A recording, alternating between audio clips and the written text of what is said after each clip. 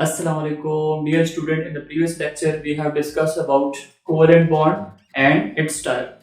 In this video lecture, we are going to discuss about some examples that are related to the covalent bond.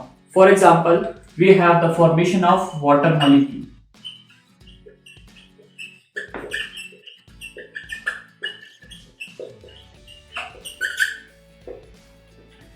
As we know that water is composed of hydrogen and oxygen. Their ratio is 2:1. We have 2 hydrogen atom and 1 oxygen atom. Now how this formula of water is formed?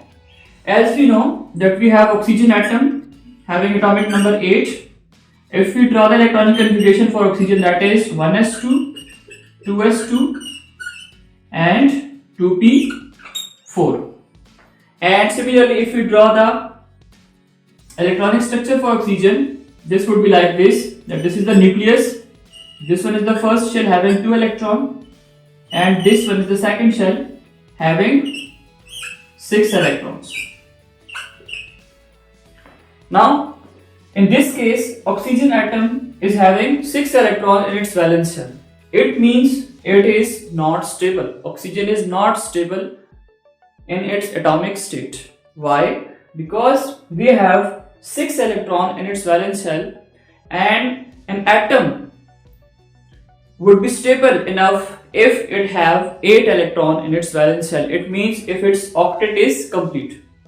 In case of water, we have oxygen and hydrogen, and oxygen is not stable because its octet is not complete. Similarly, if we draw the electronic structure for hydrogen, this is the nucleus, this one is the first shell having only 1 electron. The reason is atomic number of hydrogen is 1 and the electronic configuration is 1s1. It means we have only 1 electron in case of hydrogen. So now hydrogen is also not stabilized because we have only 1 electron in its shell. ठीक है, अब होता है क्या है कि जब इसके अंदर एक इलेक्ट्रॉन मौजूद है, इसको अपना डुप्लेट कंप्लीट करने के लिए 2 इलेक्ट्रॉन की जरूरत है. We have 2 hydrogen atom. So दूसरे को अगर हम यहाँ पे ड्रॉ कर लेते हैं, ठीक है, दिस इज द न्यूक्लियस और ये इसका पहला shell having only 1 electron because the atomic number is 1. अब होता है क्या है कि this is not stable, this hydrogen is not stable, this oxygen is not stable. इसको स्टेबल होने के लिए, ऑक्सीजन को स्टेबल होने के लिए हमारे पास 2 इलेक्ट्रॉन चाहिए और इसको स्टेबल होने के लिए 1 इलेक्ट्रॉन चाहिए. Similarly this hydrogen also need 1 electron. अब क्या करते हैं, ये जो एटम्स हैं ये अपने इलेक्ट्रॉन्स को शेयर कर लेते हैं. यहाँ पे शेयरिंग ऑफ इलेक्ट्रॉन्स होते हैं. यहां से ये ऑक्सीजन का इलेक्ट्रॉन और यहां से हाइड्रोजन का इलेक्ट्रॉन आपस में शेयरिंग कर लेंगे. सिमिलरली यहां से आपके पास शेयरिंग ऑफ इलेक्ट्रॉन हो जाएगी. सिमिलरली यहां से आपके पास शेयरिंग ऑफ इलेक्ट्रॉन हो जाएगी बिटवीन ऑक्सीजन एंड हाइड्रोजन. तो हमारे पास क्या होगा कि ये दोनों स्टेबलाइज होंगे. तो इसको हम यहां पे ऐसे लिख सकते हैं. For example, this is the valence shell, ठीक है, this is the inner shell and this one is the nucleus. In the first shell of oxygen we have 2 electron and similarly in the second shell we have 6 electron. तो उसको हम ऐसे mention कर लेते हैं, ठीक है. अब यहां पे होता है क्या है कि शेयरिंग ऑफ इलेक्ट्रॉन होती है, ठीक है. This is hydrogen and this is also hydrogen, ठीक है. This is the nucleus for hydrogen.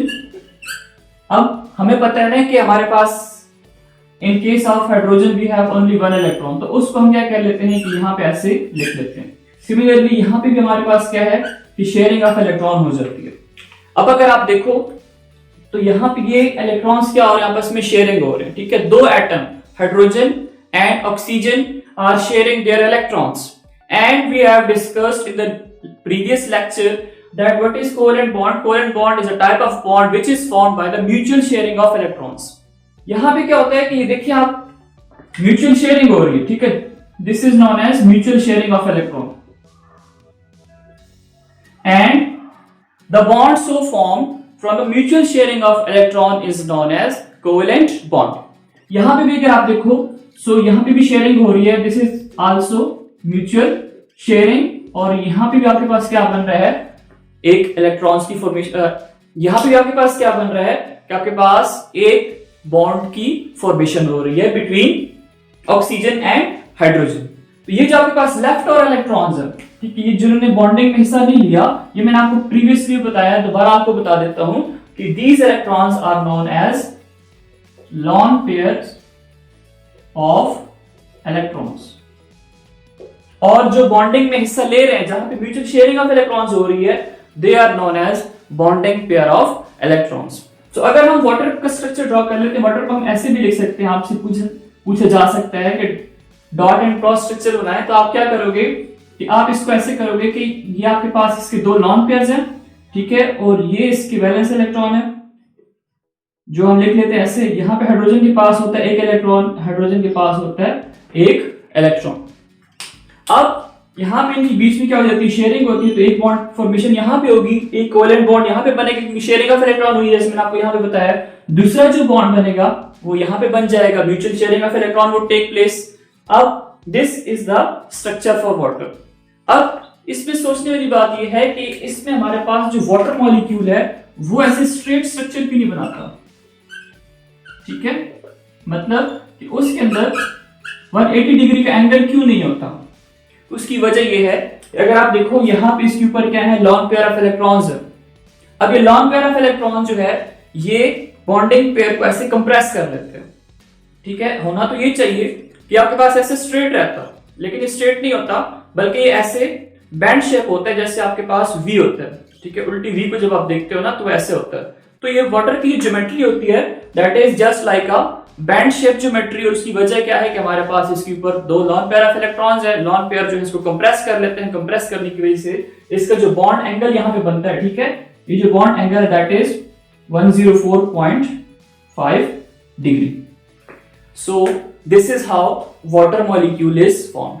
Next video में मैं आपको बताऊंगा कि हम मजीद मॉलिक्यूल्स की फॉर्मेशन कैसे कर सकते हैं with the help of covalent bond. अगर आपने मेरा YouTube चैनल सब्सक्राइब नहीं किया तो काइंडली इसको लाइक, सब्सक्राइब और अपने फ्रेंड्स के साथ शेयर जरूर कीजिए। Thanks for watching.